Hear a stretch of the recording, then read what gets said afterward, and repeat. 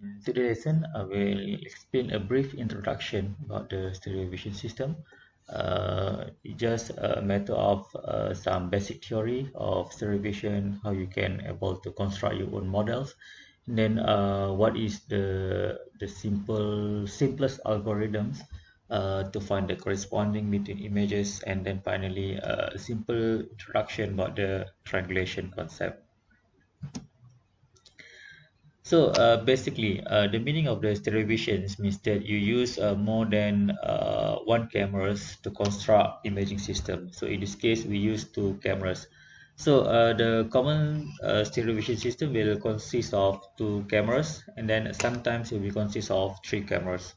But most of the times, the cameras will be two, and then will be arranged side by side, something like this.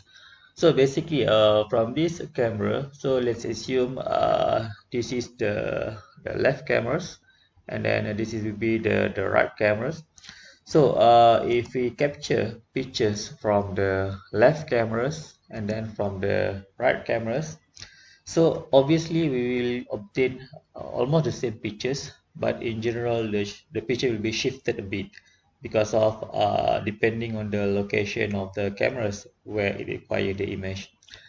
So since both pictures there are some shifted in terms of that thing, so we can manipulate that thing in order to construct 3D vision. So how we construct that thing? So for instance, in this case, if we merge the image together, so you can see from here there will be some displacement of image. So there is the area of the displacement. So the interesting part is that the displacement values can be used in order to construct what we call as the disparity. So disparity will give some information regarding how far the object with respect to the cameras. So in general, if your this parity value is high, so means that the object will be near to you, and in contrast, if the disparity value is low, so it means that the object is located quite far from the cameras. So in general, how we calculate the disparity? So based on this example, let's say we have left cameras and then the right cameras, in which the cameras will be viewed from the top. So most of the cameras will have some field of view, let's say 60 degree, 57 degree, and etc. So this is example of the field of view of left cameras, and then this is for the right cameras.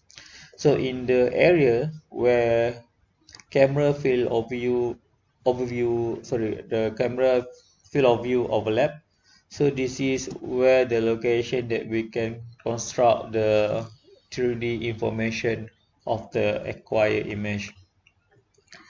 So let's say from this example, the camera has a straight line optical axis in which it will be aligned between both cameras. And then the next part, the camera was separated with the baseline B in non length. And then later on, by utilizing this information, we can construct the image of the camera. So let's say this is the image. For the sake of its simplicity, just put the pixel dimension will be 12. So let's say this is the left camera image and this is the right camera image.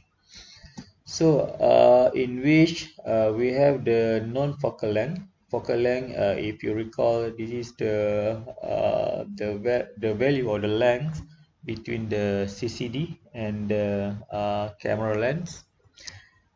So let's say if we have object P in the real world coordinate, so if the left camera capture the image P, then it will be appear in the location here.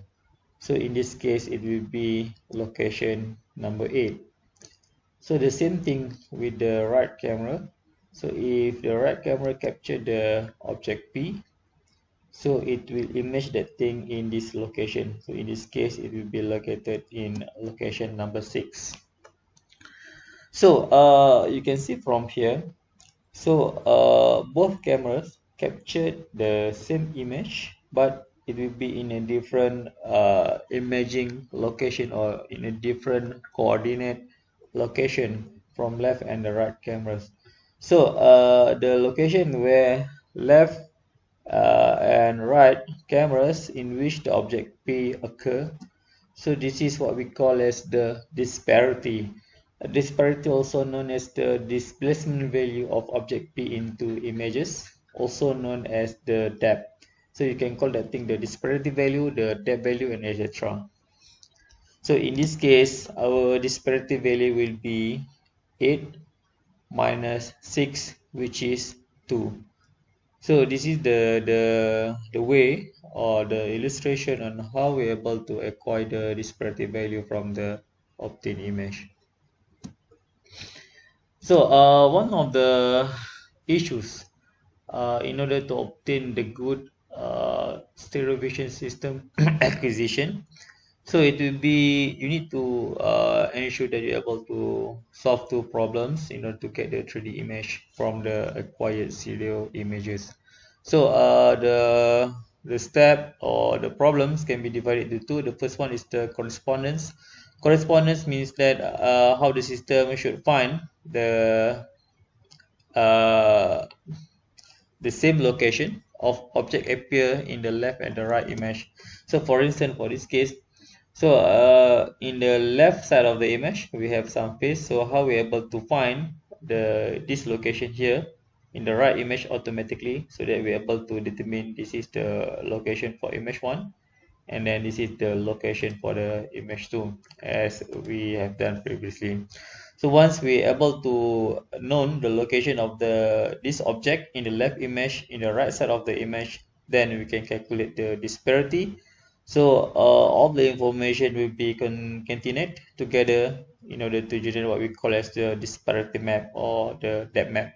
So this is the first problem of the first step in stereo vision, in which we find the correspondence between the left and the right image in order to construct the disparity image. So the second step is the reconstruction. Reconstruction means that the depth value will give the prediction how close or how far the object with respect to the cameras.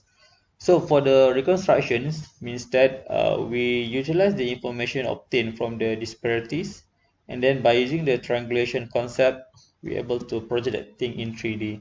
So once we do the reconstruction by using the triangulation, means that we can rotate this image in 360 degrees, left, right or left, and then top or bottom. So this is the two steps. First, finding the correspondence means that you find where object in the left appear in the right side of the image, and then find the disparity of that particular location. So later on, based on the constructed disparity maps, we utilize the reconstruction problem by using the triangulation in order to generate the 3D information. So for the first problem, which is the correspondence problem, so as I mentioned previously, the aim is to find where the location of the object in the left image will be appear in the right side of the image.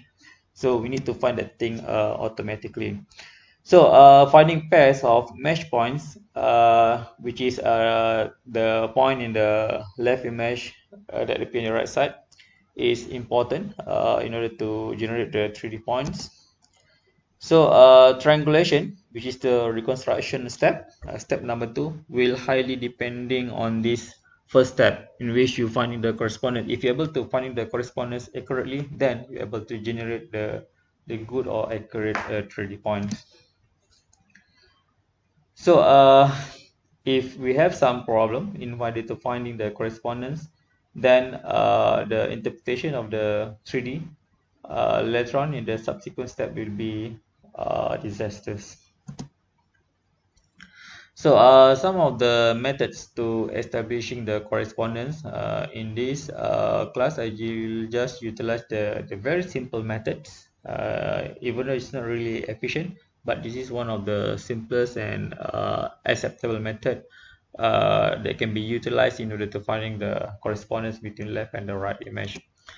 So some of the issues before we construct the correspondence algorithm is that first thing is how to select the candidate mesh, means that what is the information that you want to utilize in order to finding the correspondence. It is based on the texture, it's based on the color, it's based on the age, it's based on corner and etc.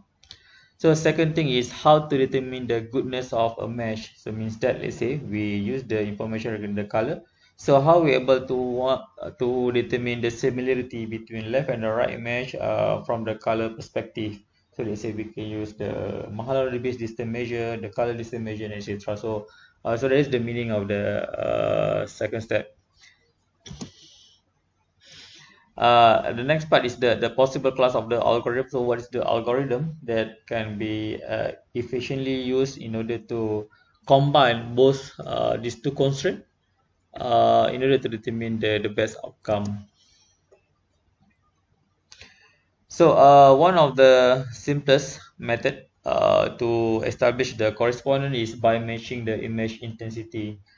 So this is means that in the left side of the image, we determine the patch of intensity, and then later on we try to find the match of the patch intensity in the left side of the image in the right side of the image by using the simple process, such as we just need to subtract the right patch of the image with respect to the left patch of the image, and then if the value equal to 0 means that it's a correct mesh, or we find what is the smallest values in the right patch in order to say that that is the location of the red patch, the location of the left object patch.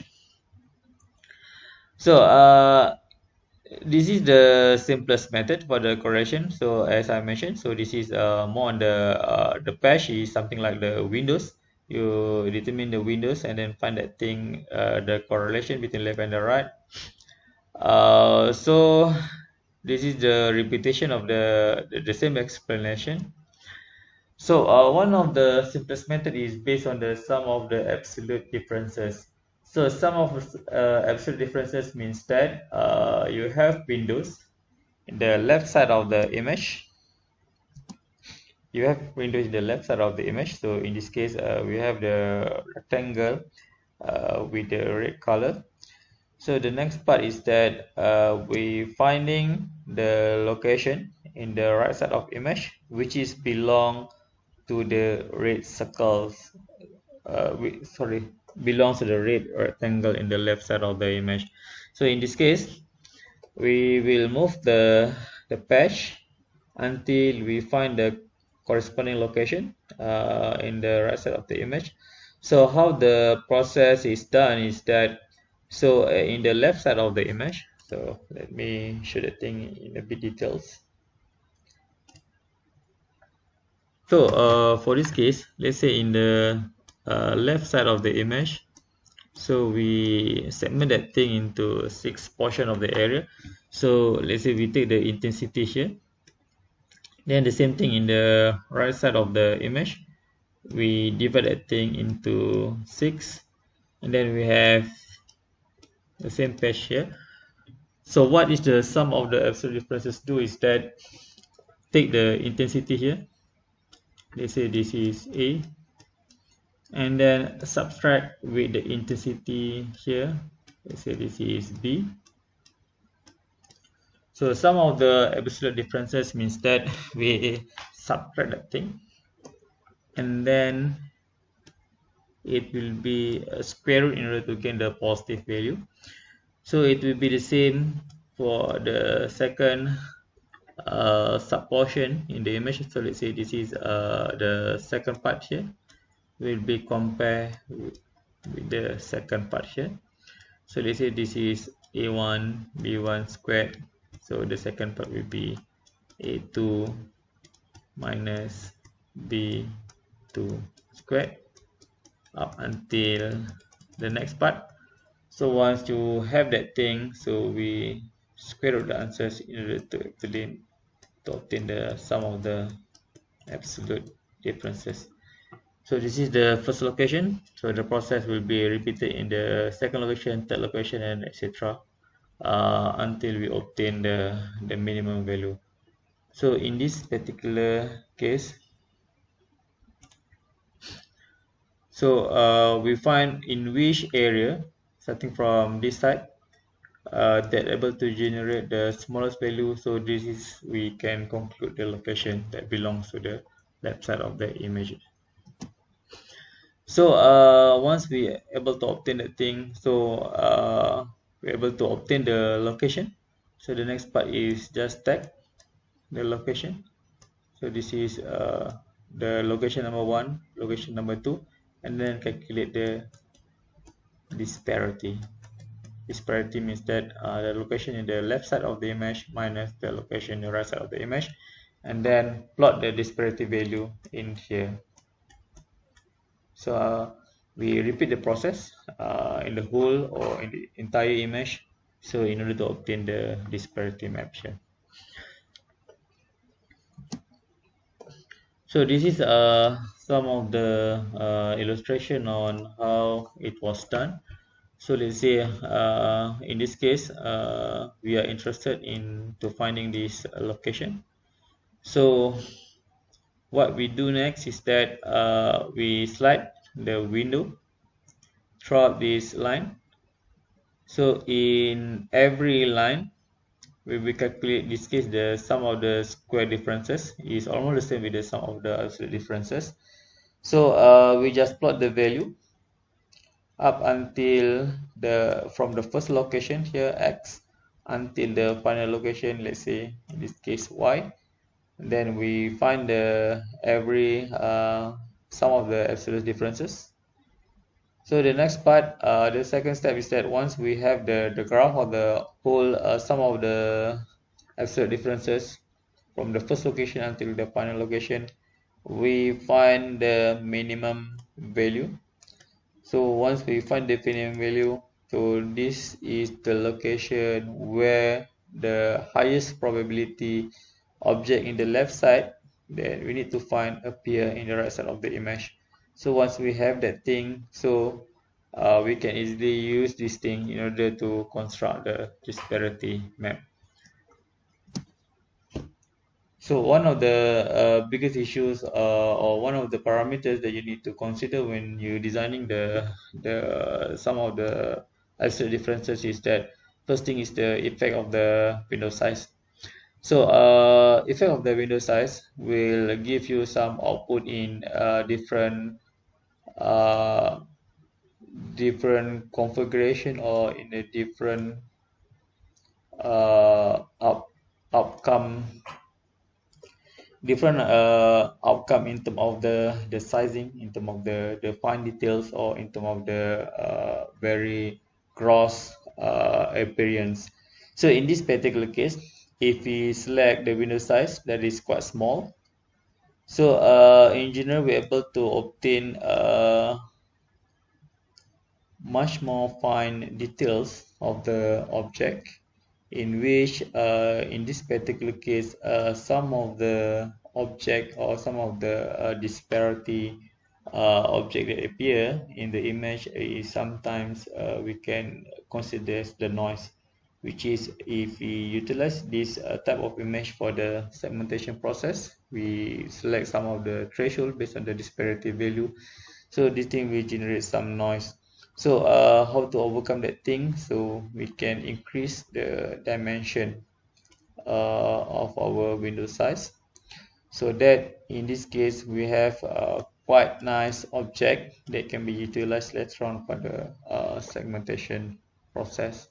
So this is the effects, some of the effects that you need to consider when designing the proper sum of the absolute differences just put in mind that what is the application that you want to utilize for the constructed depth.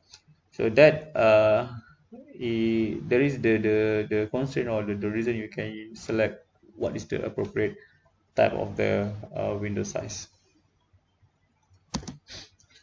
So now we go to the second part, which is the reconstruction problem.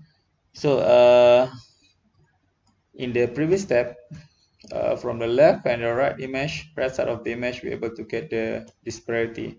Disparity is the difference between the coordinate of the left side of the image to the right side of the image after we find the exact location of the thing. So how we able to manipulate the value of the disparity here? Disparity, please remember, disparity is the difference between the left and the right coordinate of that thing of your both images. So how we able to transform the information we obtain from the disparity in order to construct the 3D image. So in order to show that thing, I have prepared some simple calculation step how we able to do the derivation. So it's quite straightforward, it's quite simple, it's very simple. So I provide you the PDF file so that you can look at the derivation step, and then you can repeat by yourself to make the things much more better understandable to you. So in this case, we will use the triangulation in order to construct the 3D point that we obtain from the disparity. So we can recap the things in terms of the two factors. So the first factor is that for the triangulation, how we able to utilize that thing. So let's say we have two cameras here. So the same thing, we have the left cameras and then the right cameras. So the image in the real world will be projected in this screen or CCD here. So in which this is the dimension of the image. So please do remember the dimension of the left and right image must be tailored, means that you need to use the camera with the same specification in order to ensure that the output will be optimal. So in this case, we have the cameras, and this is the CCD, left and the right. So the same thing. Focal length is the distance between your CCD and the lens. And then object in real world, the coordinate will be xw, yw, and zw. So the object appear in the CCD in this point, which is in here I tag the thing as the XL and then X right. So how we able to manipulate or how able to use the disparities, the concept in order to obtain the aim of the 3D is we want to determine the location or the coordinate value of the xw, x world coordinate, y world coordinate, and z world coordinate. So usually in application you are interested more on the ZW because this is the ZW in which you're able to measure the actual distance. Disparity give you some value in pixel that is relate how near or how far the object. So based on the disparity value, if you want to get the distance, the exact distance in centimeter, you need to use the triangulation concept. So once you do the derivation, you can get the ZW. ZW is actually the actual distance from your cameras to the corresponding object. So in this particular case, so let's say for the calculation, so this is almost the same pictures that I have shown you in the earliest of the slide. So this the optical point. So from the perspective illustration of the image here, we can construct two big triangle. The first triangle in the left side of the image or the illustration in the figure. So first big triangle is was colored in red. So and then the second triangle was colored in green. So if we take out the first triangle here, the red triangle, so we plot it here. So we can easily determine the corresponding lengths for every side of the triangle. So in this case, this is the ZW. ZW means that the distance from the cameras up until the object. So we plot here ZW. And then the second part is the XW, distance from here. Let's say this is the origin of the system. 0 to the XW, we just plot here XW. And then later on, focal length is the distance between the CCD and the lens. So this is the focal length, means that the length from point here to point here.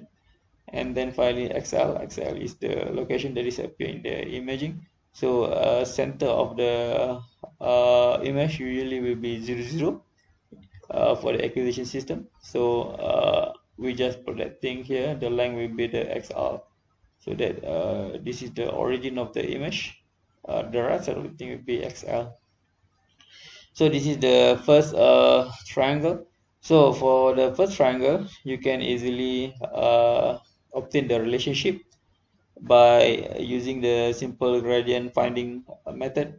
So XW over ZW will be equal to the length here over the length here. So the length here is XL and then the length here is F.